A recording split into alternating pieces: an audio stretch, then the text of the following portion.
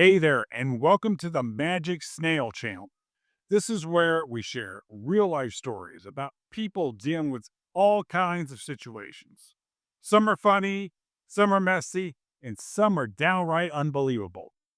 If you like hearing stories that feel real and keep you curious, you'll feel right at home here. So go ahead, like the video, and subscribe to the channel if you want more. We've got plenty of stories waiting for you. You thought I'd stay blind? Your bags are packed. Go finish what you started in his garage. The used rubber wasn't even hidden well, just sitting there in my back seat like a wet receipt nobody wanted to claim, crumpled between the cup holder and Blake's old baseball glove. I stared at it for a solid 10 seconds, my brain doing that thing where it tries to reject obvious truths like a bad kidney.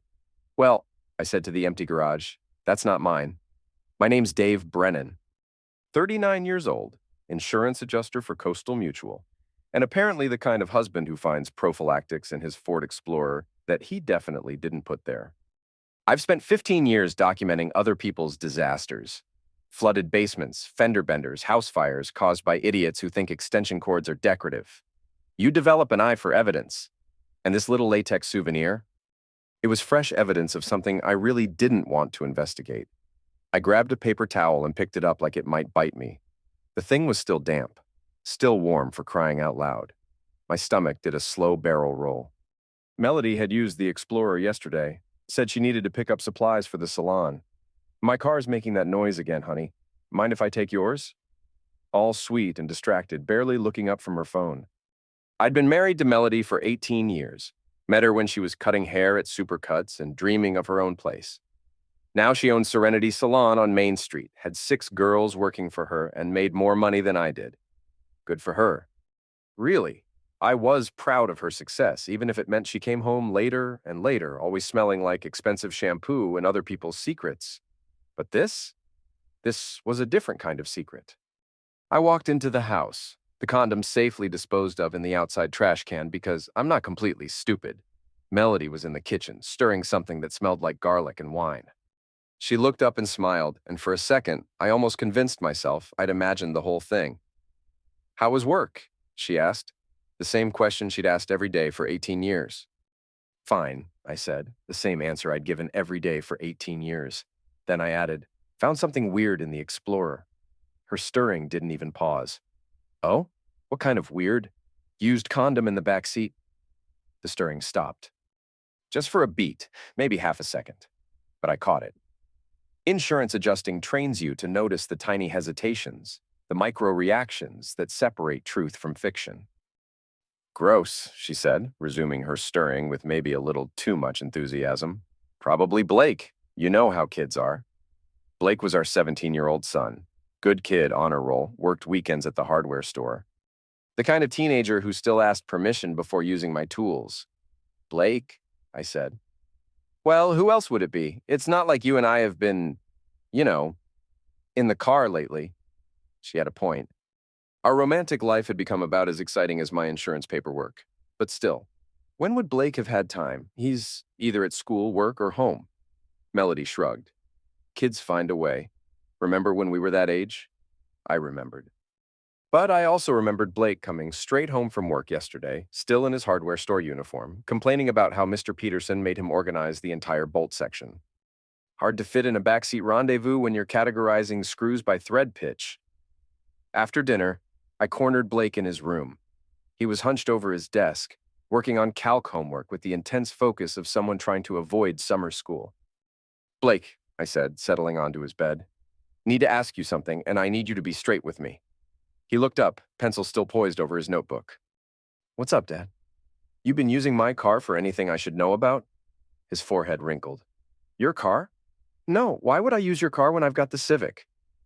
"Just wondering." Found something in the back seat that made me curious. "What kind of something?" I studied his face. 18 years of bedtime stories and scraped knees and parent-teacher conferences had taught me Blake's tells.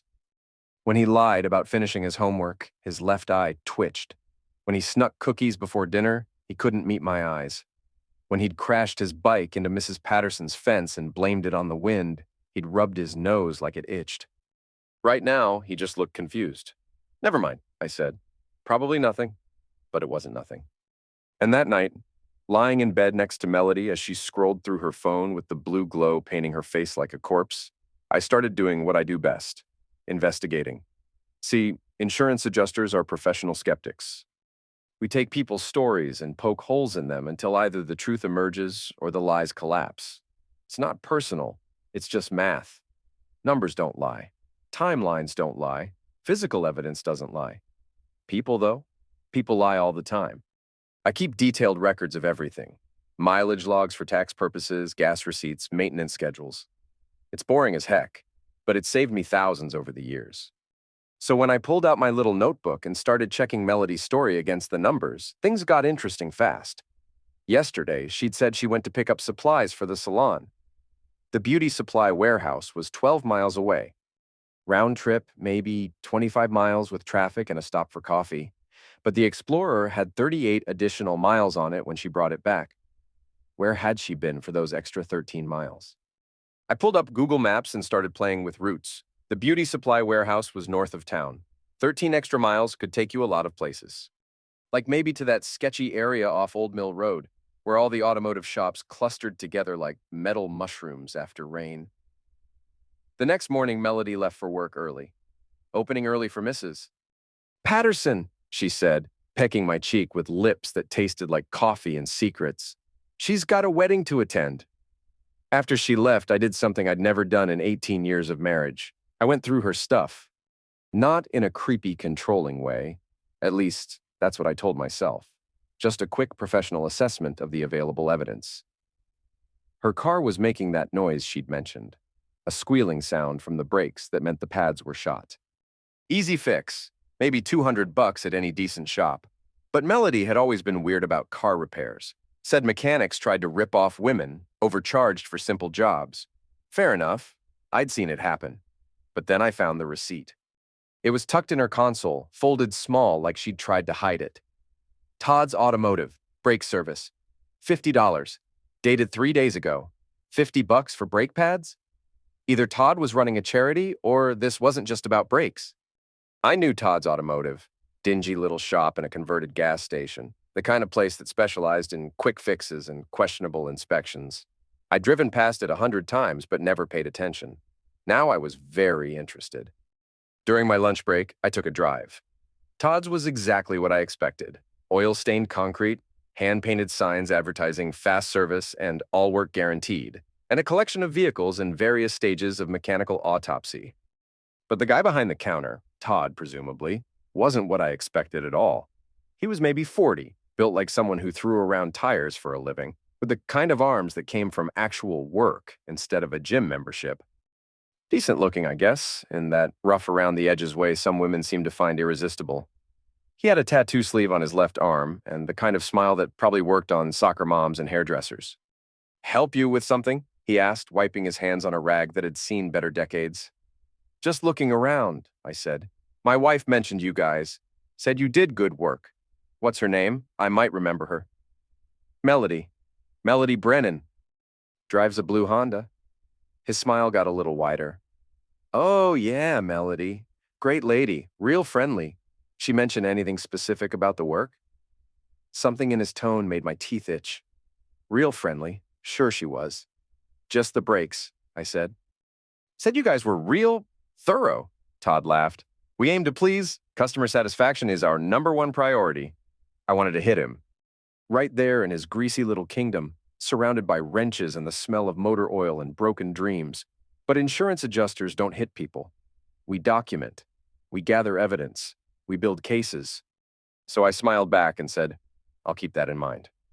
That evening, I did what any reasonable husband would do when faced with mounting evidence of his wife's infidelity. I bought a GPS tracker on Amazon.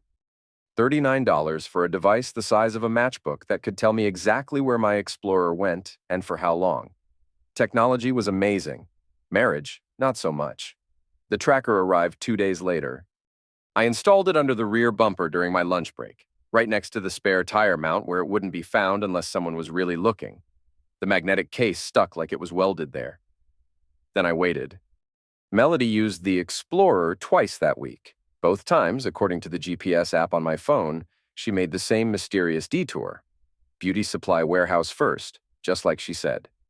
But then, a 15-minute stop at a location that turned out to be a small motel parking lot. Then another 20-minute stop at Todd's Automotive. The sequence was always the same. Supplies, motel, garage. Like a cheating wife's version of a circuit training workout. I started taking pictures.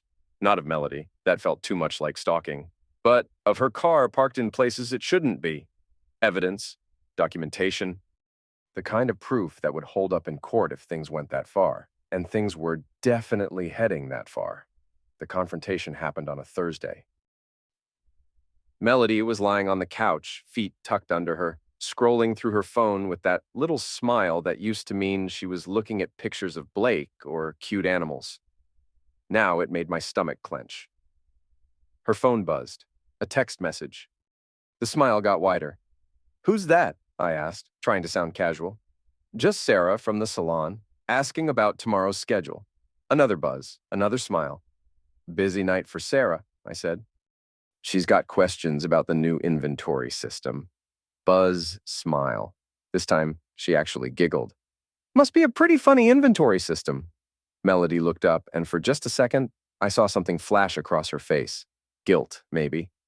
Or irritation at being caught. "It's just work stuff, Dave. You wouldn't understand." That's when I did something that probably crossed a line. While she was in the bathroom, I grabbed her phone and airdropped the screen to our smart TV.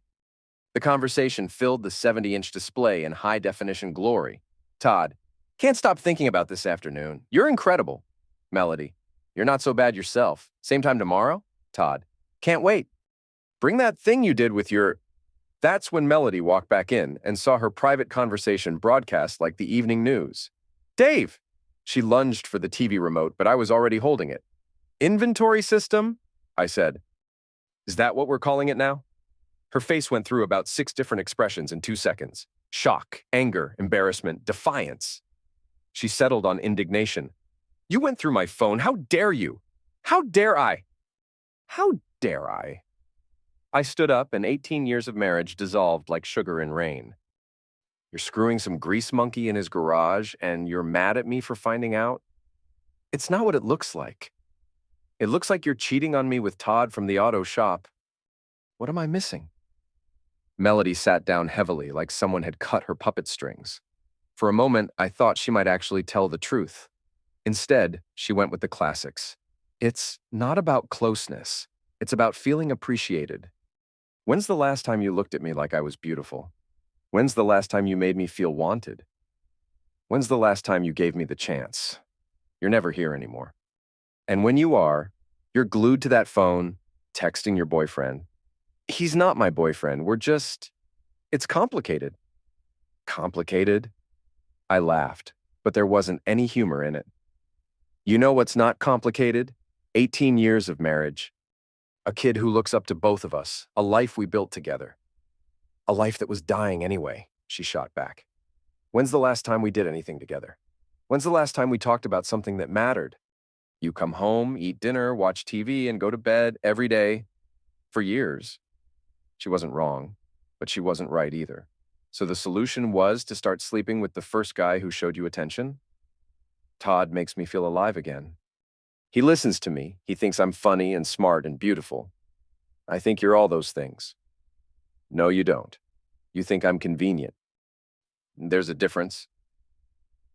We stared at each other across the living room that had been our shared space for almost 2 decades.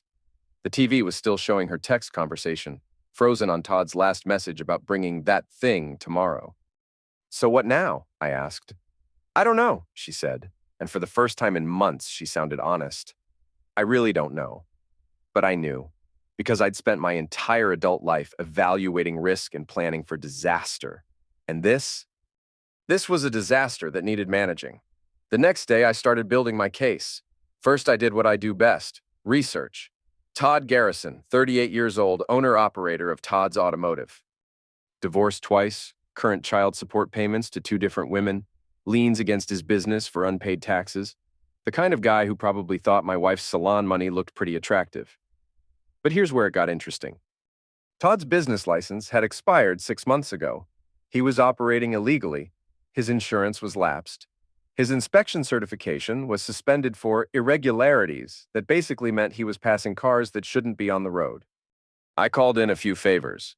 When you've been processing claims for 15 years, you get to know people. The guy who handles commercial inspections owed me for smoothing over a claim where his nephew had totaled a client's BMW. Time to collect. Dave, buddy, Jimmy Patterson said when I called him. What can I do you for? Need you to take a look at a shop that might not be up to code. Todd's Automotive on Old Mill Road. What kind of look? The kind that might shut him down if he's operating without proper permits.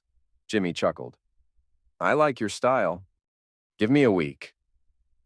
While I waited for bureaucracy to work its magic, I started planning phase 2. Melody's salon was having its annual customer appreciation event next month. Big party, wine and cheese, discounts on services. All her regular clients would be there, including, I was betting, several women who might be interested to know about Todd's customer service philosophy. I volunteered to help with the setup. Really? Melody looked surprised when I offered. We'd been doing the polite roommate thing for 2 weeks, sleeping in the same bed but staying on our respective sides like the mattress was mined. Sure, I said. I've got that projector from work. Thought you might want to do a slideshow. Show off the salon, maybe some before and after photos. That would be great, she said, and I could see her mentally calculating whether this meant I was ready to forgive and forget. I wasn't, but I was ready to document and distribute. The customer appreciation event was scheduled for a Saturday afternoon. I spent the previous week preparing my presentation. Not before and after photos of hairstyles, though. Before and after photos of my marriage. I had pictures of Melody's car at the motel, pictures of her car at Todd's shop, screenshots of text messages, copies of receipts from her purse, GPS tracking data showing times and locations. A complete timeline of every lie she'd told me over the past 2 months.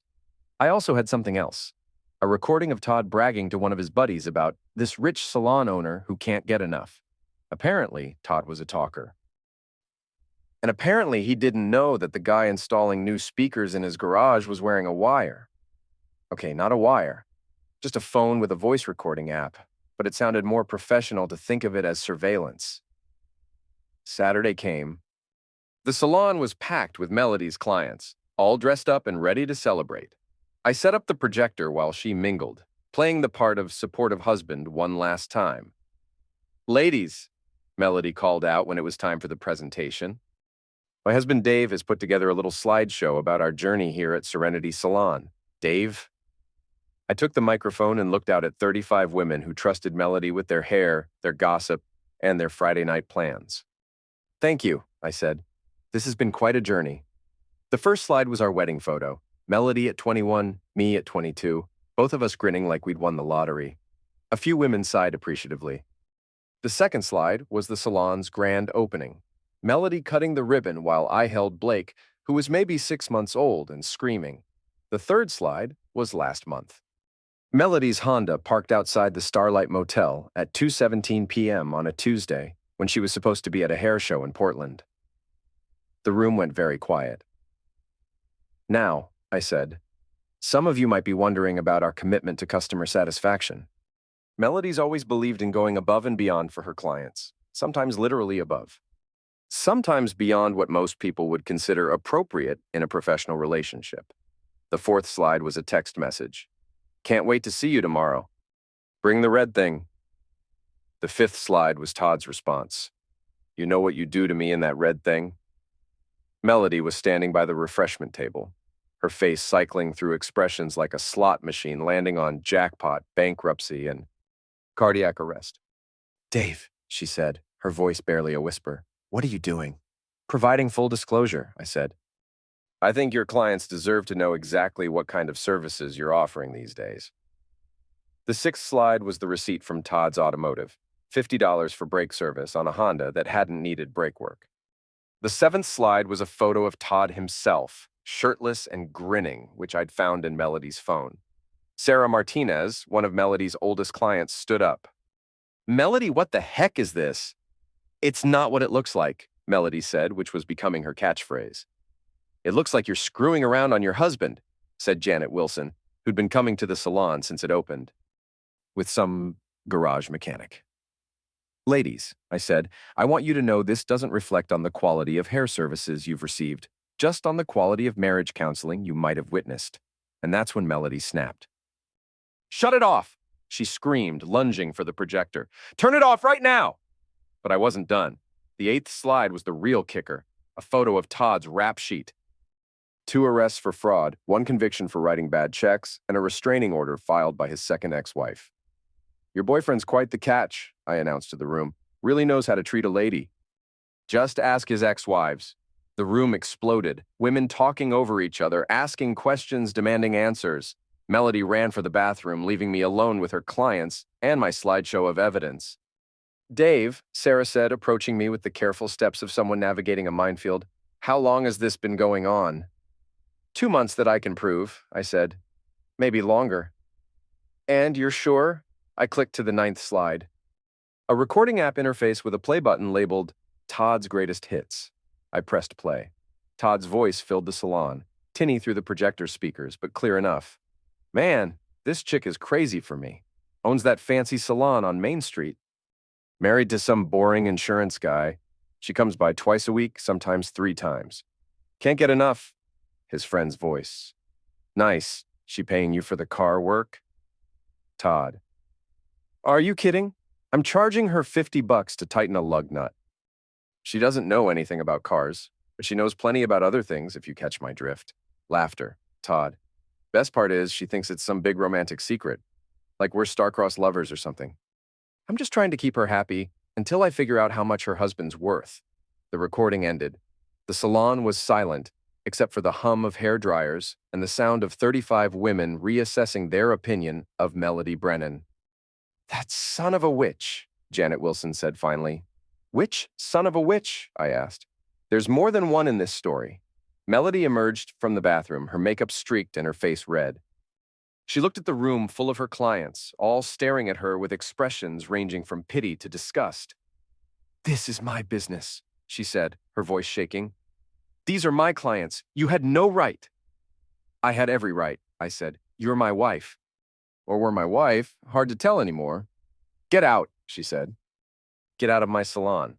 Actually, I said, packing up the projector with the deliberate care of someone who'd practiced this moment, I think you'll find the lease on this place is in both our names. Jointly held property. I'll be discussing that with my lawyer Monday morning. And then I left. Just walked out of the salon while Melody's entire social and professional world collapsed behind me. It should have felt good, triumphant. Like justice served cold with a side of public humiliation. Instead, it just felt empty. But I wasn't done yet. The next week, Jimmy Patterson came through. Todd's Automotive was shut down for operating without proper permits. The state impounded 3 cars that were on the lot, including one that belonged to the mayor's wife. Todd was facing fines, possible jail time, and the kind of legal bills that would keep him busy for years. 2 days after that, Todd's landlord evicted him. Turns out the lease specifically prohibited illegal business operations. Todd had 30 days to clear out. But the real beauty was what happened to Melody's business. Word travels fast in a small town, especially when it involves closeness, betrayal, and public humiliation. By the end of the week, half her clients had canceled their appointments. By the end of the month, she was down to 12 regular customers, most of whom came more for the gossip than the haircuts. I moved into a rental apartment across town. Nothing fancy, just a 1-bedroom place with decent Wi-Fi and parking for 1 car. Blake stayed with me on weekends, and we developed a new routine. Pizza on Fridays, hardware store on Saturdays, homework on Sundays. Dad, he said one Saturday while we were browsing paintbrushes, are you okay? I'm fine, I said, which wasn't entirely true, but wasn't entirely false either. Mom's been crying a lot. I imagine she has. She says you embarrassed her in front of all her friends. I stopped walking and looked at my son, who was 17 and trying to navigate the wreckage of his parents' marriage with the kind of careful diplomacy usually reserved for international incidents. Blake, I said, your mother made choices. I just made sure people knew what those choices were. But did you have to be so public about it? It was a fair question, and the honest answer was no, I didn't have to be so public about it. I could have confronted her privately, could have demanded counseling, could have tried to work things out like adults. But I didn't want to work things out.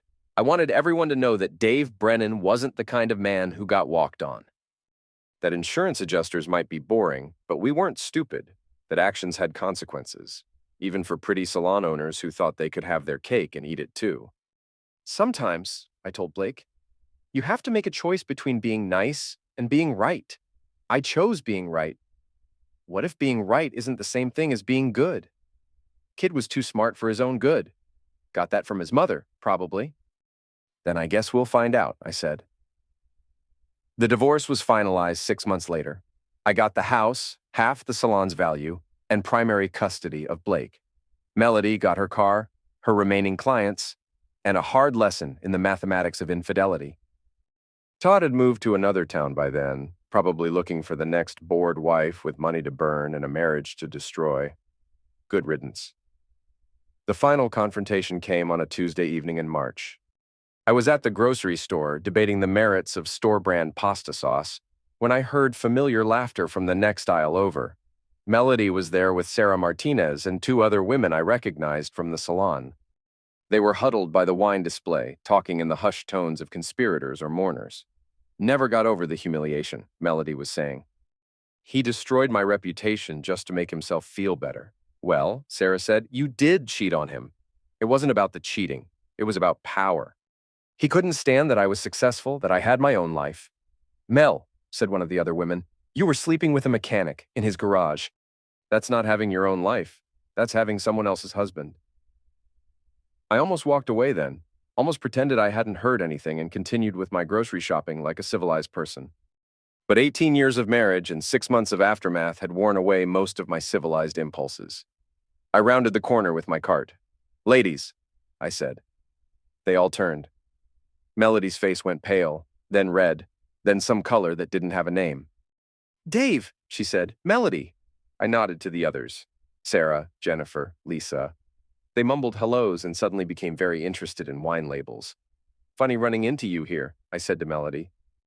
I was just thinking about reputation. Were you? Yeah. Specifically, I was thinking about how reputation is like credit. Takes years to build, minutes to destroy, and sometimes the person who destroys it isn't the person who built it. Melody straightened her shoulders. Is that supposed to be profound? Just an observation. From someone who spent his career documenting other people's disasters and creating a few of his own. I smiled. I didn't create anything, I just provided full disclosure. Same thing I do at work every day. You humiliated me. I documented your choices.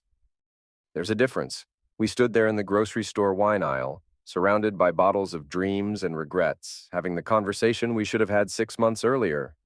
But 6 months earlier, she was still lying about Todd and inventory systems and brake repairs that cost $50.